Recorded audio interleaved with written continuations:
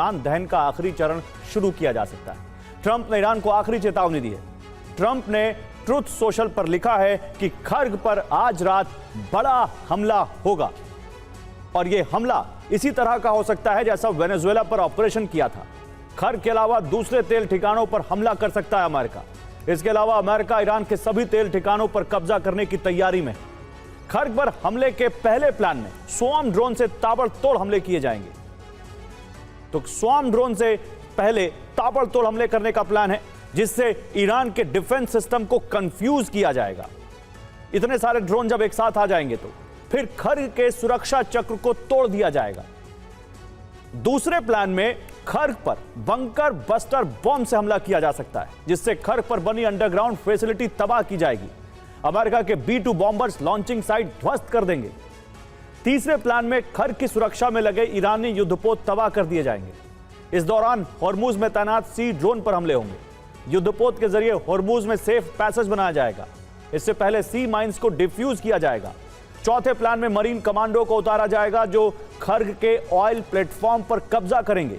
साथ ही सैन्य ठिकानों पर यूएस फ्लैग लगा दिया जाएगा। तो जब बंद कमरों के में कूटनीति के डायलॉग की जगह डेडलाइन ले ले तो समझ जाइए कि जंग टेबल से निकलकर ट्रिगर पर आ चुकी है। बीती रात अमेरिका की बमबारी सिर्फ ईरान के सैन्य ठिकानों पर नहीं, बल्कि उसकी उस जिद पर है जो हॉर्मुज में अमेरिका की बादशाहत को चुनौती दे रही है। पीट हेग्सेथ, जो कि अमेरिका के युद्ध मंत्री हैं, उनकी चेतावनी और 49 टोमाहॉक मिसाइलों का यह प्रहार महज एक मिलिट्री एक्शन नहीं है, बल्कि अरब देशों को अमेरिकी ताकत की गारंटी देने का एक कूटनीतिक हथियार है। अगर अभी भी ईरान नहीं झुका तो परमाणु हथियार परमाणु विकल्प की तरफ जा सकता है। जबकि इससे पहले आज रात तबाही का एक और दृश्यम दिखाकर ईरान के सब्र की परीक्षा ली जा सकती है। ईरान को घुटनों पर लाने के लिए अमेरिका ने 49 टोमाहॉक मिसाइल से हमले किए, 10 फाइटर जेट से बमबारी की, जबकि 2 दर्जन से ज्यादा कामिकाज़े ड्रोन को अटैक के लिए भेजा। तो ट्रंप का नया परमाणु ब्लूप्रिंट है, जिससे ईरान में तबाही मचाई जा सकती है। अगर ईरान की राजधानी तेहरान पर परमाणु हमला हुआ तो विनाश के पहले स्तर में संपूर्ण विनाश होगा। इस स्तर को फायर बॉल ब्लास्ट भी कहते हैं। यह आधे से 1 किलोमीटर तक होगा। इसमें 1 से 1.5 लाख लोगों की तुरंत मौत हो सकती है। विनाश के दूसरे स्तर को थर्मल रेडिएशन ब्लास्ट कहा जाता है, जो भारी तबाही क्षेत्र होता है। इसका दायरा 1 से 3 किलोमीटर तक होता है। इसमें 3 से 6 लाख लोगों की मौत की आशंका है। विनाश के तीसरे स्तर को रेडियोधर्मी फॉलआउट कहा जाता है। यह जहरीली हवा का क्षेत्र होता है, जो 8 से 10 किलोमीटर फैल सकता है और इसमें 5 से 10 लाख लोग गंभीर रूप से बीमार हो सकते हैं। ऐसी रिपोर्ट है कि ट्रंप परमाणु हमले को लेकर टॉप कमांडर से चर्चा कर चुके हैं। ट्रंप ने मीटिंग रूम में साफ कहा था, अगर ईरान करार नहीं करेगा तो अमेरिका सबसे खौफनाक बम गिरा देगा। इसके लिए ट्रंप ने न्यूक्लियर बम का भी जिक्र किया था, जिससे ईरान के अहम ठिकानों के अलावा मिसाइल सिटी को टारगेट किया जा सके। और ट्रंप का ईरान को फाइनल अल्टीमेटम है, अब सरेंडर या मातम। और इसका ट्रेलर बीती रात अमेरिका दिखा चुका है। आधी रात में अमेरिका ने सबसे पहले ईरान के सैन्य ठिकानों पर हमला किया। उसके बाद न्यूक्लियर रिएक्टर को टारगेट किया गया। फिर मिसाइल सिटी पर बम गिराए गए। उसके आगे ड्रोन प्रोडक्शन सेंटर तबाह किए गए, जबकि पोर्ट सिटी पर भी मिसाइलें गिराई गई। ऑयल टर्मिनल पर बड़े हमले किए गए। हॉर्मुज में मौजूद द्वीप को भी टारगेट किया गया। दुपरी के मुताबिक अमेरिका के पास कुल 5177 परमाणु वॉरहेड्स हैं। इन्हें 3 अलग अलग कैटेगरी में रखा गया है। अभी डिप्लॉयड वॉरहेड की संख्या 1770 है, जिन्हें मिसाइलों से तुरंत दागा जा सकता है। जबकि रिजर्व स्टॉक पाइल में 1930 वॉरहेड हैं, जो हथियार गोदामों में सुरक्षित रखे गए हैं। इसके अलावा रिटायर्ड हथियार 1477 हैं। ये वो पुराने हथियार हैं जिन्हें नष्ट किया जा सकता है। तो अमेरिकी हमलों से ईरान पर दबाव बनाने की कोशिश में है, लेकिन ईरान अमेरिका के प्लान पर पानी फेरने की रणनीति तैयार कर चुका है। अमेरिका के हर हमले का जवाब देने के लिए ईरान अमेरिकी सैन्य बेस को टारगेट कर रहा है। दूसरे चरण के हमले में ईरान ने 18 टारगेट को निशाना बनाया है। ईरान अमेरिका के महंगे जेट को नुकसान पहुंचाने की कोशिश में है। ईरान अमेरिकी एयर डिफेंस की मिसाइलें खर्च करवा रहा है, साथ ही रडार भस्म कर रहा है, ताकि अमेरिका के युद्ध का खर्च और बढ़ जाए। अपने पड़ोसी देशों को डराकर ईरान अमेरिका पर दबाव बढ़वाने की कोशिश कर रहा है। मुश्तबा ने दिखा दिया है कि ईरान आखिरी सांस तक लड़ेगा। ईरानी सेना आखिरी गोली बचने तक लड़ेगी। ईरान को बारूद के बल पर नहीं झुकाया जा सकता है। ईरान लगातार अल सलेम एयरबेस को टारगेट कर रहा है, ये कुवैत में है। वहीं कुवैत के ही अहमद अल जाबेर एयरबेस पर लगातार हमले हो रहे हैं। इसके अलावा बहरीन के शेख ईसा एयरबेस पर भी मिसाइलों से हमले किए गए हैं।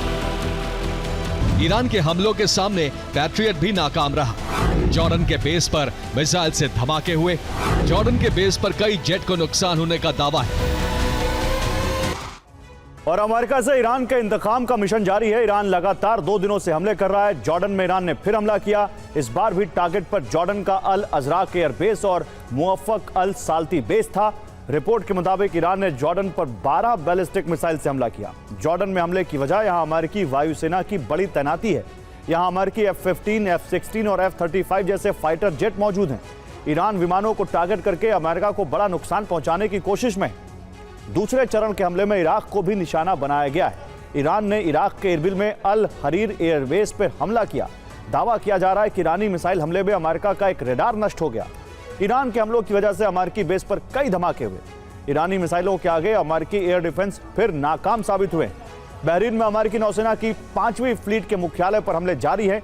ईरान ने फिर यहां मिसाइलों से हमले किए। ईरान ने मिसाइल से पेट्रियट के रेडार को टारगेट किया। ईरानी हमलों में अमेरिकी नेवी का कम्युनिकेशन टावर भी नष्ट हो गया। बहरीन में यूएस नेवी को भारी नुकसान होने के दावे किए जा रहे हैं। लगातार हमलों के बाद एयर स्पेस बंद है। उड़ानों को दूसरे एयरपोर्ट्स पर डाइवर्ट किया गया है। गुरुवार की सुबह भी कुवैत पर ईरान से हमले होते रहे। बहरीन के मनामा में यूएस की नेवी तैनात है। नेवल ब्लॉकेड में 5वीं फ्लीट का अहम रोल है। बहरीन से ही ईरानी तटों पर हमले हो रहे हैं। तो ईरान क्रोध में है और हॉर्मुज में विस्फोट का सिलसिला तेज हो गया है। ईरान ने हॉर्मुज को पूरी तरह बंद करने का ऐलान किया है। नियम तोड़ने वाले तेल टैंकर पर हमले की धमकी दी गई। ईरान ने हॉर्मुज में 2 टैंकरों पर हमले का दावा किया है। ईरान ने एयर स्पेस के उल्लंघन के आरोप में F-16 जेट पर मिसाइल फायर किया। ईरान के एयर डिफेंस के एक्शन में आने के बाद F-16 वापस लौट गया। कि 40 दिनों की जंग में यूएस के 15 बेस पर हमले हुए थे। ईरानी हमलों में 13 अमेरिकी सैनिकों की मौत हुई थी। 400 अमेरिकी सैनिक घायल हुए थे। 228 अमेरिकी सैन्य संपत्तियों का नुकसान हुआ था। तो स्ट्रेट ऑफ हॉर्मुज अब ब्लू बैटल जोन बन चुका है। ईरान ने अमेरिका के कड़े हमलों का जवाब देते हुए ऐलान कर दिया है कि हॉर्मुज अब स्थायी तौर पर बंद है। तेहरान से लेकर ओमान की खाड़ी तक पानी में बारूद सुलग रहा है। अमेरिकी युद्धपोत और तेल टैंकरों पर सीधे हमलों की खबरें आ रही हैं। हालांकि ट्रंप ने ओवल ऑफिस से दावा किया है कि हॉर्मुज पर अमेरिका का कंट्रोल है और एक सीक्रेट मिशन के तहत 10 करोड़ बैरल तेल सुरक्षित निकाला जा चुका है। लेकिन ट्रंप की इस थ्योरी को खारिज करते हुए ईरान के सांसदों ने दावा किया है कि पिछले 40 दिनों की जंग में उन्होंने अपनी समुद्री सीमाएं बढ़ाई थी और इस बार उनका इरादा जमीनी सीमा का विस्तार करना है। IRGC एरोस्पेस फोर्स के कमांडर माजिद मौसवी ने चेतावनी दी है कि हॉर्मुज को असुरक्षित बनाने की किसी भी कोशिश का जवाब पूरे क्षेत्र में दिया जाएगा। ईरानी संसद की राष्ट्रीय सुरक्षा समिति से जुड़े नेताओं ने भी संकेत दिया है कि अब यह युद्ध केवल पश्चिम एशिया तक सीमित नहीं रह सकता। इसी बीच ओमान के तट के पास एक कमर्शियल तेल टैंकर पर हमले की खबर आई है। हमले के बाद तेल टैंकर में आग लग गई, जिसमें 3 क्रू मेंबर की मौत हो गई और 21 क्रू मेंबर्स को रेस्क्यू किया गया। ईरान ने अमेरिकी युद्धपोत पर भी हमले का दावा किया है, लेकिन अमेरिकी सेंट्रल कमांड ने साफ कहा है कि किसी अमेरिकी युद्धपोत पर हमला नहीं हुआ और ईरानी मीडिया में चल रही ऐसी खबरें गलत हैं।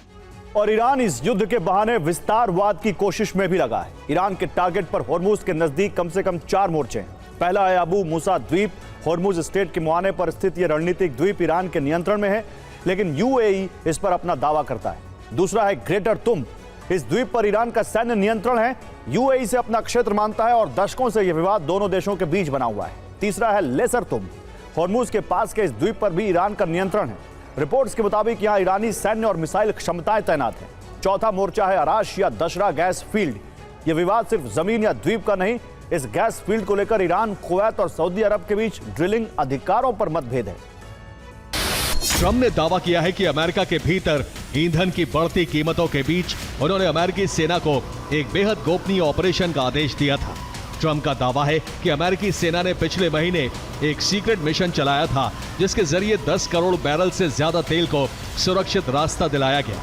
ट्रंप के मुताबिक अगर अमेरिका ऐसा नहीं करता तो तेल की कीमतें आसमान छू सकती थी और वैश्विक बाजार में बड़ा संकट पैदा हो जाता।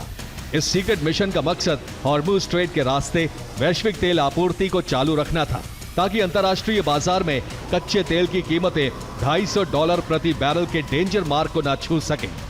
डोनाल्ड ट्रंप ने कड़े लहजे में यह भी कहा कि जब तक यह युद्ध पूरी तरह समाप्त नहीं हो जाता, तब तक अमेरिकी नौसेना इस रूट की सुरक्षा करती रहेगी। ईरानी राष्ट्रपति मसूद पेजेश्कियान का कहना है कि बिजली, पानी, परिवहन और दूसरी महत्वपूर्ण व्यवस्थाओं को निशाना बनाने की धमकियां ताकत नहीं बल्कि बेबसी का संकेत है। पेजेश्कियान ने कहा कि ईरान दबाव और धमकियों के बावजूद पीछे नहीं हटेगा। तो पश्चिम एशिया इस समय बारूद के ढेर पर बैठा है और लेबनान से लेकर ईरान तक महायुद्ध के बादल मंडरा रहे हैं। लेबनान की जंग अब इजराइल और ईरान के बीच एक बड़े संग्राम में तब्दील होने वाली है, जिसका युद्ध घोषणा नेतन्याहू और मुस्तफा ने पहले ही कर दिया है। लेकिन इसी बीच इजराइल को तुर्की की वार्निंग ने पूरे पश्चिम एशिया में हड़कंप मचा दिया है। क्या ये किसी बड़े महासंग्राम की आहट है? देखिए इस रिपोर्ट में। हिजबुल्लाह ईरान की सबसे बड़ी और सबसे मजबूत ढाल है। हिजबुल्लाह केवल एक संगठन नहीं है बल्कि ईरान का सुरक्षा कवच है, क्योंकि ईरान जानता है कि अगर इजराइल ने कभी ईरान के परमाणु ठिकानों पर सीधा हमला किया तो हिजबुल्लाह इजराइल पर हजारों मिसाइलें दागकर उसे भारी नुकसान पहुंचा सकता है। हिज्ब ईरान के लिए शक्ति संतुलन का हथियार है। अगर हिजबुल्लाह कमजोर हुआ तो ईरान का दशकों पुराना शक्ति संतुलन ध्वस्त हो जाएगा, जिससे ईरान खुद को सीधे तौर पर असुरक्षित महसूस करेगा कि इजराइल की लड़ाई लेबनान के नागरिकों से नहीं बल्कि हिजबुल्लाह से है। हिजबुल्लाह ने लेबनान को बंधक बना रखा है और लेबनान को ईरान के इशारों पर काम करना बंद कर देना चाहिए और इजराइल के साथ शांति स्थापित करने के लिए आगे आना चाहिए। सीरिया और लेबनान दोनों ही तुर्की के बेहद करीब हैं। सीरिया तो तुर्की के साथ एक लंबी सीमा साझा करता है।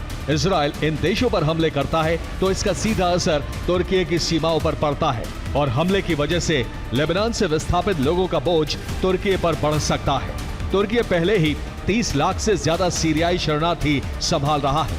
साथ ही इजराइल और तुर्की के बीच भूमध्य सागर में वर्चस्व की जंग बेहद पुरानी और गहरी है, जिससे तुर्की को डर है कि इजराइल इस इलाके में अपना प्रभाव बढ़ाकर तुर्की के समुद्री अधिकारों और हितों को नुकसान पहुंचा सकता है। दक्षिणी लेबनान के तायर में 13 लोगों की मौत हो गई है। 2 मार्च से लेबनान पर हुए इजरायली हमलों में कम से कम 3,696 लोगों की मौत हुई है और 11,413 लोग घायल हुए हैं। रिपोर्ट के मुताबिक आईडीएफ के हमलों में 3 अस्पतालों को बंद करना पड़ा, 17 अस्पतालों को नुकसान पहुंचा। अमेरिका ईरान मुद्दे पर बुरी तरह से उलझ चुका है। ट्रंप की हमले की रणनीति हो या फिर वार्ता से हल की कोशिश, सब कुछ नाकाम साबित हो रहा है और ट्रंप पर सवाल उठ रहे हैं। युद्ध पर भारी भरकम खर्च करके भी ट्रंप अब तक कुछ भी हासिल नहीं कर सके हैं और ऐसे में माना जा रहा है कि दुनिया का ध्यान हटाने के लिए ट्रंप क्यूबा मिशन शुरू कर सकते हैं। क्यूबा ने पिछले दिनों हथियार खरीदने की डील की है। अमेरिकी रक्षा मंत्री ने क्यूबा को चेतावनी जारी की है। रक्षा मंत्री ने कहा है हथियारों की खरीद से टकराव की स्थिति पैदा हो सकती है।